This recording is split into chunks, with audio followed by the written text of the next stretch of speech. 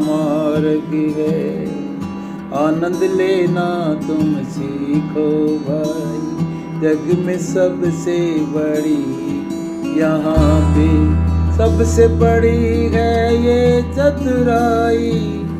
आनंद में है जियो भाई, मौज करो तुम रोज करो इस जग के ओ माई। चिंताओं को दूर करो, उनमें बिल्कुल ना जाना, सबसे बड़ी है बड़ाई। जीना सीखो मेरे भाई, सबसे बड़ी है ये चतुराई। तू रह के जग के माई, बिन भक्ति तेरा जीवन जावे, बात समझ ये न आई। भक्ति कर ले रे तू रह के जग माई। कथा है बंदे, तू दुनिया के अंदर रह के भक्ति कर ले, उस मालिक के गीत गा ले जिसने तुझे ये अनमोल जीवन दिया है, जिसका कोई मोल नहीं है। तू इसको दोबारा नहीं ले सकता। एक बार ज़िंदगी जाने के बाद कभी आई है दोबारा? कहते ये उसकी दया से तुम्हें जीवन मिला है, देखने को संसार मिला है, आँखें दी हैं कितनी सुंदर उसने, कितनी दया की है तेरे ऊपर। जन्म अकारथ क्यों खोए है, नाम जपो उस सतगुरु का। तो अपना जन्म क्यों खो रहा है? उस मालिक का नाम जप ले भाई, उस सतगुरु का नाम जप ले जिसने तुझे रास्ता दिया है, जिसने तुझे नाम मंत्र दे के इस संसार से पार किया है, दुविधाओं से हटाया है। लोभ क्रोध और मोह छुड़ाया, अपने मार्ग पर है चलाया। कहते लोभ, अति लोभ दुख का कारण है, उसको कम किया उसने। क्रोध नाम मात्र का होना चाहिए, इतना नहीं क्रोध होना चाहिए इंसान के अंदर कि वो उसको सहन ही ना कर पाए। कहते उसको कम किया उसने। लोभ क्रोध मोह इतना ना खो जाओ कि अपना आपा ही भूल जाओ। अगर तुम इसी काम में लगे रहे तो कैसे आगे बढ़ोगे, कैसे उसको जानोगे, चिंतन कैसे करोगे? जब तक तुम चिंतन नहीं करोगे उस रास्ते पे कैसे जाओगे? कैसे मिलेगा रास्ता उसका, सोचो मन में भाई। कैसे मिलेगा रास्ता उसका, मन में करो विचार। कहते लोग आते हैं जाते हैं, खाते हैं पीते हैं सोते हैं, कहते विषय विकारों में लगे रहते हैं, लेकिन बिरले जो होते हैं वो चिंतन करते हैं इस दुनिया में, इस बात को जानने की कोशिश करते हैं, इस आनंद को लेने की कोशिश करते हैं।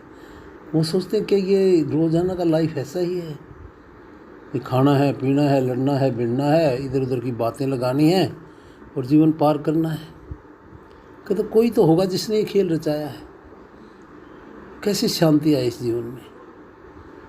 शांति खोजो हृदय माई, अंतर देखो अपने भाई। कहते मन को शांत करना है। कैसे करना है?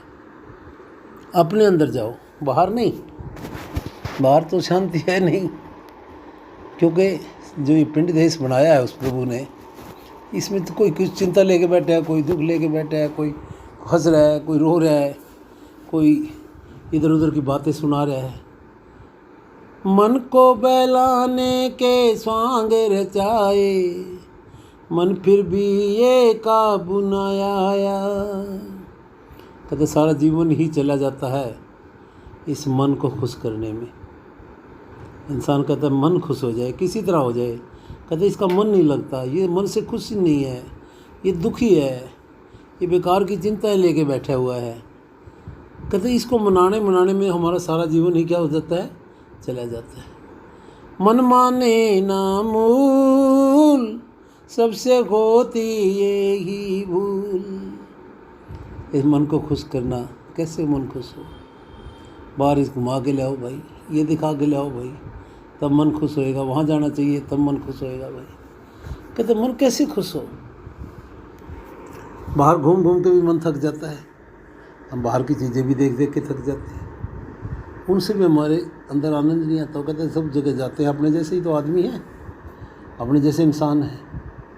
यहाँ से पेड़ पौधे हैं, कहीं बड़े कहीं छोटे, कहीं पहाड़ हैं तो कहीं झरने बह रहे हैं, कहीं नदियाँ चल रही हैं तो कहीं समुंदर है। लेकिन इनसे भी हमारा मन जो है ना वो खुश नहीं हो पाता। फिर कहते हैं मन को खुश करें तो करें कैसे? कहते हैं मन को मालिक में लगा के ही खुश किया जा सकता है मेरे भाई। ईश्वर अपने आप अपने अंदर जाके, और अपने अंदर जाए कैसे? चिंतन कैसे करे जग माई, समझ बात नहीं आती। धीरे धीरे जिंदगानी है, यहाँ पे बीती जाती। कहते चिंतन कैसे करें दुनिया के अंदर, कैसे पाए उस राम को, कैसे मिले, कैसे हृदय में शांति आए, कैसे हृदय शांत हो। जब हम देखते हैं, जब बाहर की चिंताएं ख़त्म हो जाती हैं तो हम कैसा अनुभव करते हैं, अपने आप को हल्का अनुभव करते हैं। कहते कोई चिंता नहीं रही, बाहर की चिंताएं आने हटाई, मन खुश हो गया तेरा भाई। प्रेम रस में ये तो खोया, उस सतगुरु का है ये होया। जब बाहर की चिंताएं हट गई तो मन खुश हो गया। कहते फिर किसका हो गया? ये सतगुरु का हो गया, फिर इसको ज्ञान हो गया भाई कि कुछ और है, उसको ढूंढने चाहता है ये। क्योंकि ये भी दुखी हो जाता है। ये मत कहो कि भी मन दुखी नहीं होता, मन सबसे पहले दुखी होता है। जब हम आत्मा को मन दुखी करता है तो मन पहले दुखी होता है। इसी तरह जब हम संसार में किसी को दुख बांटते हैं तो पहले आप दुखी होते हैं। पहले जलते खुद हृदय में, फिर औरों को जलाते हैं। दुनिया में रह के हम ये भाई, यहाँ पे स्वांग बनाते हैं। कहते मन में विचार आया, किसके? पहले खुद के। उलझन कहाँ आती है? सबसे पहले अपने मन के अंदर आती है। जब अपने मन के उलझन आती है तो हम दूसरों को भी उलझाते हैं, फिर उलझाते हैं। तो अपना मन अगर सुलझा लिया तो फिर हम किसी को नहीं उलझाते दुनिया में भाई। उलझन है ये, क्या देख रहे हो? अपने अंदर झाँको, बाहर मत देखो। अगर तुम बाहर जाओगे तो अपने अंदर नहीं झाँक सकोगे। बाहर बाहर डोलेगा, अपने अंतर कुछ नहीं बोलेगा। अगर तू बाहरी दुनिया में भागता रहा, दिन रात तूने उसमें लगा दिए, तो जिंदगानी धीरे धीरे तेरे पास अवसर चला गया। अवसर बीता रह गया रीता, समझ बात तुझको ना आई। कहते मौका बीत गया भाई, रीता रह गया। हम कहते फलाने आदमी ने हमारे से बात नहीं करी, हमारे अंदर कोई कमी आ गई इसलिए बात नहीं करी। ये किसके चोचले हैं मन के? आप ही करता है, आप ही बातें बनाता है, आप ही उत्तर देता है, खुद हल निकालता है, खुद सोचता है क्या करूं। सतगुरु मार्ग देते जग में, बात पते की बताते हैं। मार्ग भक्ति का ओ जग में, यहाँ पे आके समझाते हैं। भूल गए उस सतगुरु को हम, जिसने जीवन यहाँ पे दिया। सोच विचार करो हृदय में, उसने तो कुछ ना है लिया। अच्छा ही काम तो किया उसने, तुम्हें रास्ता दे दिया, तुम्हें समझा दिया, चलने का मार्ग बता दिया। क्या बिगाड़ा है उसने आपका? कुछ भी तो नहीं बिगाड़ा, दिया ही दिया तो है। उसके अंदर ज्ञान था, उसने ज्ञान बांट दिया। ज्ञान वही बांटता है जिसके अंदर होता है, जिसके अंदर होगा ही नहीं वो बांटेगा क्या? सबसे बड़ा ज्ञान क्या है? खुद के अंदर ही खुद रह के भक्ति करनी है भाई। और सतगुरु का कहना मानना है। जितना कहना माना हमने, उतना उसको जाना हमने। लोभ क्रोध अहंकार है टूटा, इनसे हमारा पीछा छूटा। कहते जब हमने सतगुरु का कहना मानना सीख लिया तो ये सब छूट गए और इनसे हमारा क्या हो गया? पीछा छूट गया। हम उलझन से निकल गए। उलझन छोड़ दी है जग की, खुद को हमने जान लिया। आए थे किस काम जगत में, खुद को यहाँ पहचान लिया। छूट गई उलझने सारी, खुद को जान लिया और खुद पहचान लिया कि भाई किस काम के लिए आए थे। हम भक्ति करने के लिए आते हैं संसार के अंदर, लेकिन मन के बुलावे में आके उलझनों में पड़ जाते हैं और हमारा जीवन हमारे हाथ से निकल जाता है, हमारे कर्म माड़े बढ़ जाते हैं। जितने कर्म कमाए खोटे, दुख आए फिर मोटे मोटे। कहता उसमें ज़िंदगी उलझ गई। उल्टे कर्म कमाए तो ज़िंदगी किस में उलट गई? कहते उसमें उलझ गई। किसके अंदर उलझी? कहते दुनिया में उलझ गई। एक समस्या भी ख़त्म नहीं हुई, दूसरी तैयार खड़ी हो गई। दूसरी ख़त्म नहीं हुई, तीसरी तैयार खड़ी हो गई। ना कर्म खोटे कमाओ और ना ही उलझन में जाओ। दास विनोदा जानो वाणी, मत उलझन में जाना। उलझ गए तो फिर रह जाए, यहाँ पे है पछताना। तो पछतावा भी रह जाता है कि मैं उलझन में उलझ गया और अब कैसे निकलूँ इस दुनिया से। इसी उलझन में हमारा जीवन क्या हो जाता है? ख़त्म हो जाता है। आज की अमृतवाणी इतनी थी जो आपको सुना दी गई है, और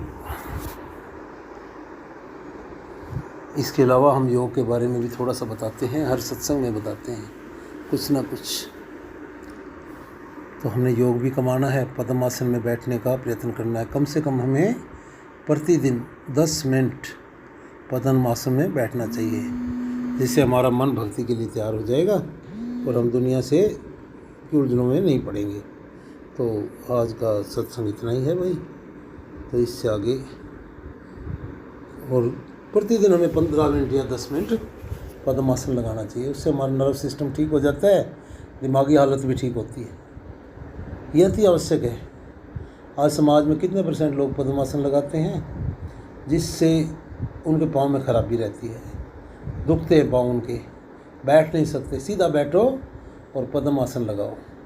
पद्मासन में बिल्कुल सीधा बैठना, ये ध्यान रखना है। जितना हम सीधा बैठेंगे हमारा शरीर उतना ही स्ट्रॉन्ग बनेगा, ठीक बनेगा। आप 80-90 साल तक भी पद्मासन लगा सकते हो।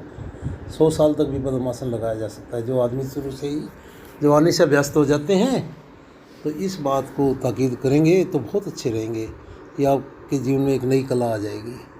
पद्मासन जो बहुत अहमियत रखता है अपनी। तो हमें हमेशा ये ध्यान रखना चाहिए, कहीं भी हम रिलैक्स होकर बैठते हैं, नीचे बैठते हैं या बेड पे बैठते हैं, तो पद्मासन लगाएं ज़रूर। 15 मिनट कम से कम दिन में ज़रूर लगाएं। तो इससे हमारे शरीर में बहुत ज़्यादा सुधार होगा। आप देखोगे कि आपके शरीर में काफ़ी सुधार होगा। ये धीरे धीरे पहले नहीं लगता, लेकिन हम जैसे जैसे अभ्यास करते हैं, पहले एक पैर चढ़ाओ, इसके बाद दूसरा भी धीरे धीरे चढ़ जाता है। जो है जवान व्यक्तियों के ऊपर निर्भर रहता है। आज हमारी जवान जो जनरेशन है वो अगर इस तरह सीधा बैठेगी, योग करेगी, शक्तिशाली बनेगी, और शक्तिशाली बनेगी तो राष्ट्र भी शक्तिशाली बनेगा। जिस देश के बच्चे योग कमाते हैं, योग करते हैं, वो देश भी शक्तिशाली बन जाता है। तो मेरी यही दुआ है कि वो सब करें, उनका हेल्थ ठीक हो, ताकि हमारा देश, राष्ट्र भी अच्छा रहे, और जिस समाज में भी हम रहें वो समाज भी सुदृढ़ बन के रहे। आज हमने आपको स्वास्थ्य के बारे में बताया, तो आपसे उम्मीद रखते हैं कि आप लोग इस पे अमल करेंगे। अमल करोगे तभी भक्ति आएगी, बिना अमल के भक्ति भी नहीं आती। जब हम अमल करते हैं तो भक्ति कौन सा बन जाता है रास्ता हमारा? आनंदमय रास्ता बन जाता है। आनंद लेना सीखो, जीवन सतगुरु की संगी, आनंद से बिताना सीखो। ओ साजा सुख है जग में यारो, यहाँ पे पाना सीखो, आनंद लो भाई, ये है सबसे बड़ी